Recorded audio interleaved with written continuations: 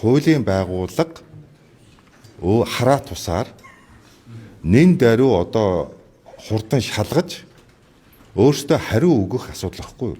Оюун эрдэнэ бол эхлээд яг цавгийн томд 1.5 сая доллар гэж хэлсэн шүү. Та хэрвээ санаж байвал 500 мянган доллар гэж нэг ярьж ирсэн аа. 1.5 сая доллар гэж ярьсан. 500 мянгаар одоо 2-3 удаа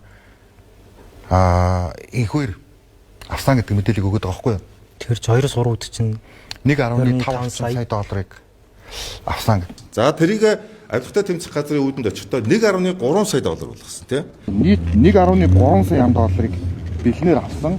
За тэгсэн чинь хэвлэлээр Амундрагаас 500, Сумьяавадраас 800 мянган доллар инхүүр хахуул авсан гэж. За ийм мэдээнүүд гаргаж ирсэн. Сумьяавадрын тэгсэн чинь би инхүүрт мөнгө өгж байгаагүй.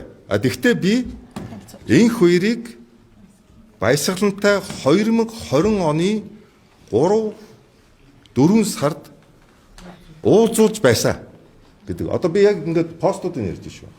Уулзуулж байсан гэдэг ийм пост тавьж. Одоо энийг докийг аваад үз. За энэ нөгөө 1.3 сая доллар инхүүр хахуулт авсан гэдэг байгаа тэр шийдвэр 19 оны 9 сарын 9-ний өдрийн 47 дугаар Эрдэнэс тавталгай компани тузан шийдвэр. Оюун эрдэнэ хэрэглэхийн сайд байх. Тэр үний харьяанд байсан юм те. Шийдвэр нь гараад шилжсэн юм байна.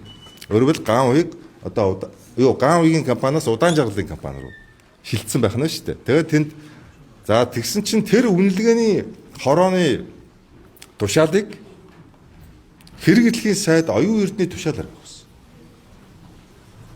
За энэ асуудлууд нь сонсголоор 2023 оны 12 сарын 21-ний өдөр энэ асуудал нь хяналт шалгаж шинжээчийн дүгнэлтээр олон нийтэд нээлттэйгээр тавигдсан байна. Эрдэнэс тавталгай компани тузын 2019 оны 9 сарын 9-ний өдрийн 47 дугаар тогтоолоор 110 сая доллартай тэнцэх төгрөгийг 2019 оны 9 сарын 30-ны өдрийн дотор багтаан тавталгай төмөр зам компанид шилжүүлэх төслийн тэзүүг тодтгосны үндсэн дээр шаардлагатай санхүүжилтийн хэмжээг тогтоож нүүрс урьдчилан борлуулах замаар болон бусад их үүсвэрээр санхүүжүүлэх саналыг боловсруулан тузад танилцуулахыг гүйцэтгэх захирал зөвшөөрсөн байна. Нүүрсний одоо Алтек гэж ярьж байгаа энэ гашуун сухатын төмөр зам дээр 204 сая долларын давуу байдлыг Bod International Group олгосон. Монголын ард түмэнд анх удаа энэ төсөл юу болсон, ямар байдлаар зарцуулагдсан бэ гэдэг асуудал анх удаа ил болж байгаа шүү. Хянан шалгагч нарын шинжээч нарын гаргасан дүгнэлт бол эцсийнх бол биш. Эднээс буруу дүгнэлт гаргаж болно. Бас өөрийнхөө мэдээлэл дээр бас санхүүгийн мэдээлэл шаардсны дагуу өгчөөд тийм коммент өгөөрэй. За. Материал гаргаж өгөхгүй гэж юу яриад байгаа. За. Намайг чи нөгөө энийг яриагүйхаа төлөө мөнгө авсан гэж яриад байгаа байхгүй. Тийм ээ? Тэгж яриад шүү. Энэ одоо энэ бодийн одоо энэ төмөр замын энэ асуудлыг яриагүйхаа төлөө сонсголын өмнө юм уу дараа гэж хэлжсэн тийм лагын өмнө юм уу дараа гэж.